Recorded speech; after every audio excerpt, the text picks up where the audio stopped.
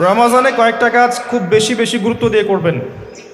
এক নাম্বার, জামাতের সাথে 5 ওয়াক্ত সালাত পারা যাবে ইনশাআল্লাহ। 2 নাম্বার, নিজের মালের জাকাত দিয়ে দিবেন। এটা কি ব্যবসায়িক সমিতির উদ্যোগে প্রোগ্রাম?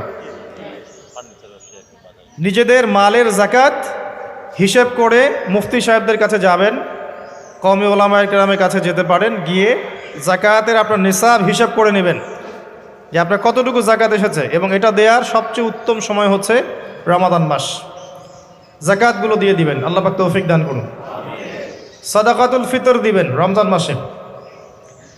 তারাবির সালাত অবশ্যই অ্যাটেন্ড করবেন, তারাবির সালাত মিস করবেন না। পরিবারের ব্যক্তিদেরকে একসাথে নিয়ে ইফতার করবেন, আলাদা আলাদা করে করবেন না। বেশি থেকে বেশি মানুষকে ইফতার করাবেন, সামাজিকভাবে, রাষ্ট্রীয়ভাবে, সংগঠনের উদ্যোগে বা ব্যক্তিগত পর্যায়ে বেশি থেকে বেশি মানুষকে ইফতার করাবেন। এবং কোরআনুল কারীমকে বেশি সময় দিবেন। প্রতিদিন অন্তত পক্ষে 1 পারা করে তেলাওয়াত পড়বেন।